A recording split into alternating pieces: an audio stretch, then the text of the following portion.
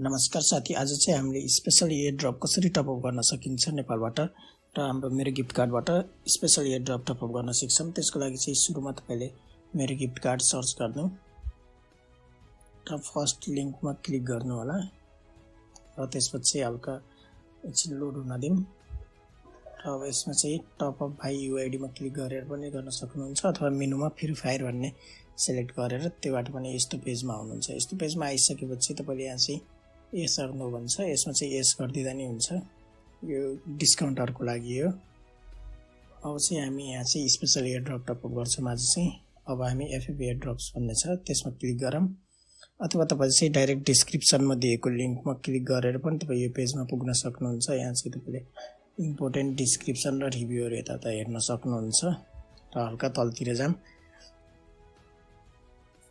यहाँ चाहिँ 0.34 टु $1.09 भनेको छ। यो चाहिँ तपाईको चाहिँ एयरड्रप कतिको छ 0.34 अथवा 0.56 अथवा 1.06 1.08 यतिको भयो भने चाहिँ त्यो माथिल्लोवाला सिलेक्ट गर्नु होला र त्यो भन्दा माथिको छ भने चाहिँ तल्लोवाला सिलेक्ट गर्नु होला र त्यसपछि यहाँ तपाईको आफ्नो फेसबुकबाट लगइन गर्ने फ्री फायरको एकाउन्टको लगइन डिटेल दिनु होला। यो चाहिँ गुगलबाट हो भने चाहिँ तपाईको टपअप हुँदैन। फ्री फायरको चाहिँ फेसबुकबाट कनेक्ट छ भने चाहिँ तपाईको फेसबुकको फोन नम्बर अथवा इमेल एड्रेस त्यसमा राख्दिनु होला र यसमा चाहिँ करेक्ट पासवर्ड राख्दिनु होला।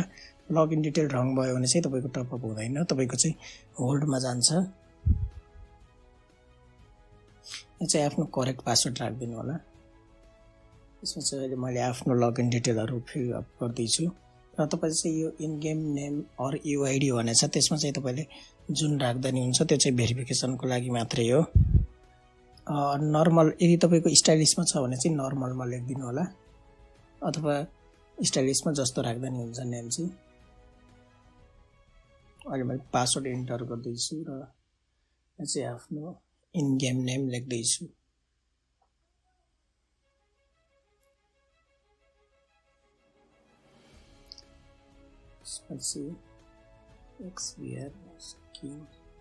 अब हल्का तलतिर गएर चाहिँ तपाईले चाहिँ त्यहाँ एउटा एड टु कार्ट भन्ने देख्नुहुन्छ।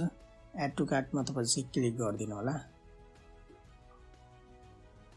त्यो गरिसकेपछि तपाईले भ्यू कार्ट अथवा चेकआउटमा क्लिक गर्न सक्नुहुन्छ। यसो मैले भ्यू कार्टमा गरे र यहाँ मेरो कार्टमा चाहिँ अहिले यति एयरड्रप मात्रै एड गरेको छु, त्यसैले एनपीआर 110 मात्रै छ। अब प्रोसिड टु चेकआउटमा क्लिक गर्नुहोस् र त्यसपछि यहाँ रिटर्निङ कस्टमर हुन्छ भने चाहिँ तपाई क्लिक हियर टु लगइन भन्ने हुन्छ, त्यसमा क्लिक गर्न सक्नुहुन्छ।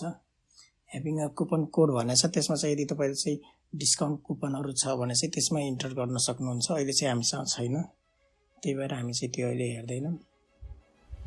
र यहाँ चाहिँ तपाईको फर्स्ट नेम लेख्नु पर्ने हुन्छ। जस्तै तपाईको नाम समीर हो भने चाहिँ समीर अथवा के यस्तो लेख्नु होला र त्यसपछि आफ्नो करेक्ट फोन नम्बर राख्नु होला र तपाईको करेक्ट इमेल एड्रेस राख्नु होला। त्यसपछि तपाईको अर्डर नम्बरहरु र अर्डर डिटेलहरु त्यो इमेलमा चाहिँ जान्छ र हल्का तलतिर गरिसकेपछि पेमेन्ट मेथडहरु छ। यहाँ चाहिँ आइएमपे अथवा खल्ती छ। यो चाहिँ डाइरेक्ट पेमेन्ट सिस्टम हो। आइएमपे गर्यो भने चाहिँ तपाईको आइएमपे मा रिडिरेक्ट गर्छ र तपाईले चाहिँ त्यहाँ आफ्नो आइएमपे लगइन गरेर ओटीपी माग्छ। आइएमपे चाहिँ त्यो ओटीपी इन्टर गरेपछि तपाईको पेमेन्ट भएपछि डाइरेक्ट प्रोसेसमा जान्छ र अहिले चाहिँ हामी खल्तीबाट गर्छौं। अहिलेको लागि चाहिँ हामी खल्ती सिलेक्ट गरौँ र त्यसपछि आई हेभ रिड एन्ड त्यसमा क्लिक गरेर चाहिँ प्लेस अर्डरमा गर्दियौं अथवा पे भाइ खल्ती लेखेछ त्यसमा क्लिक गरौँ र त्यसपछि खल्तीको यस्तो पेज ओपन हुन्छ। यो चाहिँ e banking, mobile banking, connect IPS र एससीटी कार्ड यो जुनबाट गर्दा नि हुन्छ। खल्ती सिलेक्ट गर्यो भने चाहिँ आइएमपे गर्यो भने चाहिँ आइएमपे बाट मात्रै गर्न मिल्छ। र अहिले चाहिँ हामी खल्तीको आफ्नो मोबाइल नम्बर राखौं। यो चाहिँ मेरो खल्ती एकाउन्ट हो। अब यहाँ तल चाहिँ खल्ती पिन भनेको छ। खल्ती पिन 4 डिजिटको हुन्छ। 4 डिजिटको खल्ती पिन राख्नु होला र पेमा क्लिक गरिसकेपछि तपाईको त्यो खल्ती एकाउन्टमा चाहिँ खल्ती एकाउन्टको मोबाइल नम्बरमा चाहिँ एउटा ओटीपी जान्छ।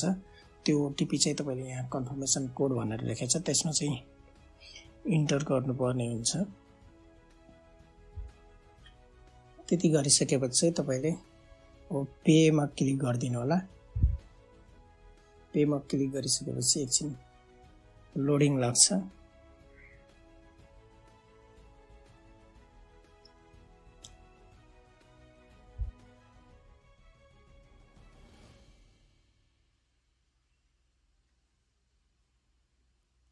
यो चाहिँ अब तपाईको पे भइसकेको छ। अब चाहिँ यो हजुरको यो अर्डर नम्बर अर्डर डिटेलहरु यहाँ दिएको हुन्छ। यो अर्डर नम्बर चाहिँ तपाईले राम्रोसँग जतन गरेर कपी अथवा के गरेर राख्नु होला अथवा याद राख्नु होला, किनभने चाहिँ तपाईको अर्डर होल्डमा गयो भने चाहिँ हामीलाई चाहिँ यो च्याट आइकनमा क्लिक गरेर चाहिँ यो अर्डर नम्बर दिनुभयो भने चाहिँ हामी हेर्दिन्छौँ र तपाईको चाहिँ प्रब्लम सल्भ गर्ने कोसिस गर्छौँ।